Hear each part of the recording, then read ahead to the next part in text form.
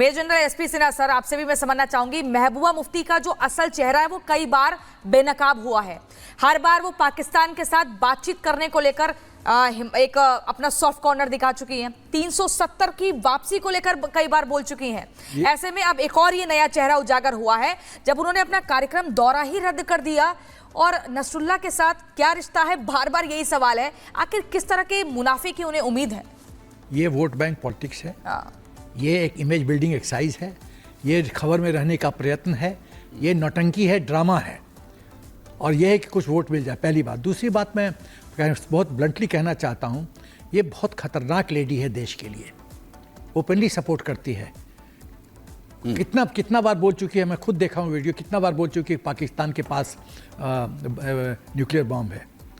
और एक चैनल पे मैं था, मैं उस चैनल का नाम नहीं लूँगा, मैंने काउंटर क्वेश्चन पूछा था कि कारगिल वॉर में तो न्यूक्लियर बॉम्ब था, तो क्यों नहीं इस्तेमाल हुआ, क्यों नहीं इस्तेमाल हुआ?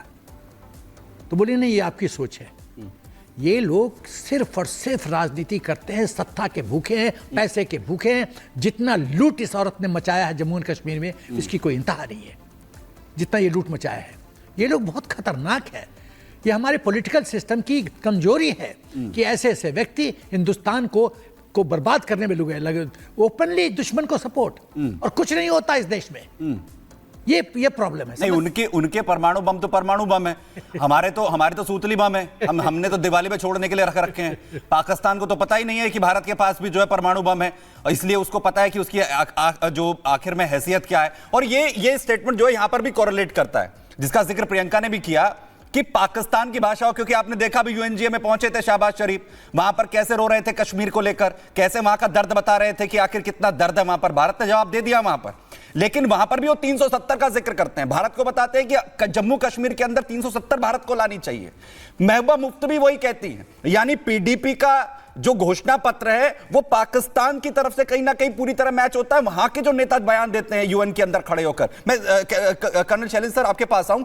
यूके देवनाथ सर, ये जो पूरी मैचिंग होती है ना, पूरी मैचिंग, ये जो वाइब मैच होती है, ये बताती है कि ये जो आज हिजबुल्लाह को लेकर, नसरल्लाह को लेकर अपने प्रोग्राम कैंसिल किए जा रहे हैं ना, ये किसकी वजह से हो रहे हैं, कहां से ये मैसेज आ रहे हैं? जी हाँ, मैं जम्मू कश्मीर में खासतौर से वैली में जो छोटे छोटे छुट भैया या छुट बहनें हैं, पॉलिटिशियंस हैं, इनसे सिर्फ एक ही दरख्वास्त करता हूं कि अपने दिल की बात करें, पाकिस्तान से हिंट ना लें। इनको ना सऊदी से सपोर्ट मिलेगी, ना ईरान से सपोर्ट मिलेगी।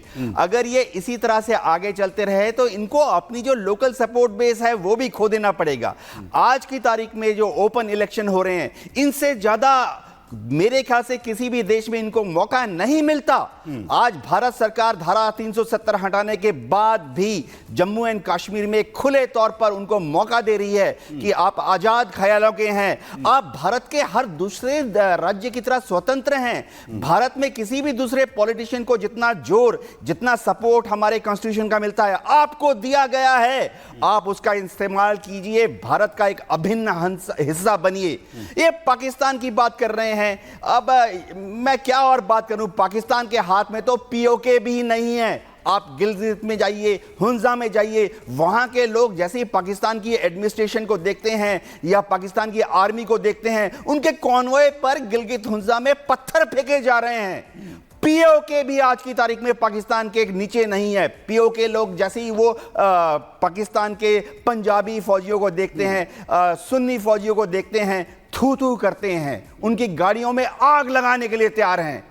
भारत में हमारे जेएनके के पॉलिटिशियंस हैं, आप भारत का हिस्सा बनिए। जिस तरह से भारत के दूसरे राज्यों में एक डेमोक्रेसी है, आप अपने यहाँ एक हेल्दी डेमोक्रेसी बनाइए। ऐसी घटिया ओछी हरकतें मत कीजिए।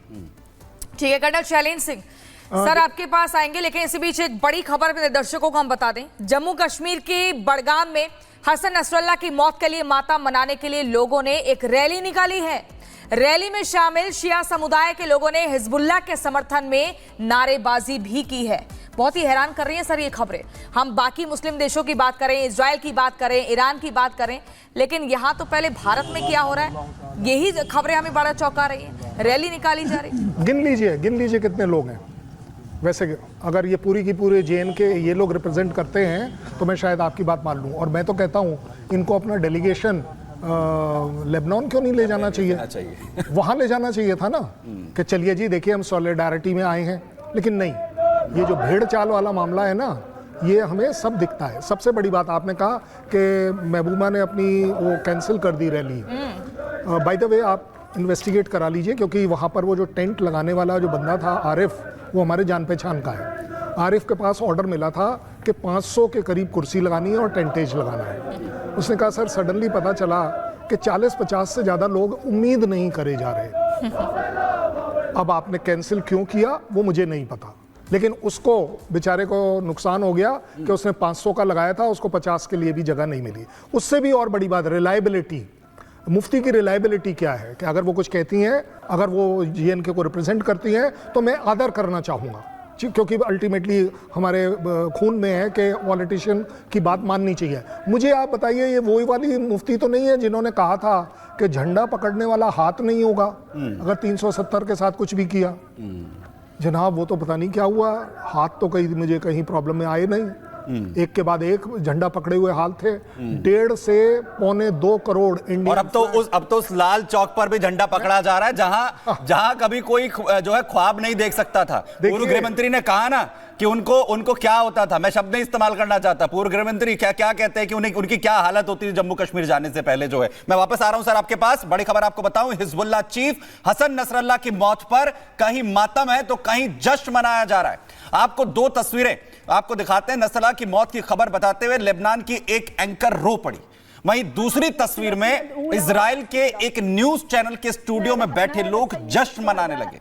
नसरल्लाह की मौत की खबर मिलते ही एक पब में लोग खुशी से झूम उठे, तो जश्न और मातम की ये दोनों तस्वीरें सोशल मीडिया पर भी जमकर वायरल हो रही हैं। एक एंकर जब इन्हें पता चलता है कि नसरल्लाह को मार दिया गया है, और वहीं दूसरी तरफ नसरल्लाह की मौत पर, और बड़ी बात मैं आपको बताऊं, सिर्फ लेबनान से भी ऐसी तस्वीरें सामने आ रही हैं। नसरल्लाह की मौत पर जश्न मनाया जा रहा है, सीरिया से भी जश्न की तस्वीरें आ रही हैं। मैं जो है मेजर जनरल एसपी सना सर आपसे समझना चाहूंगा, लेबनान से भी हमने तस्वीरें देखी जहां महिलाएं जश्न मना रही हैं नसरल्लाह की मौत पर, सीरिया से तस्वीरें सामने आई हैं।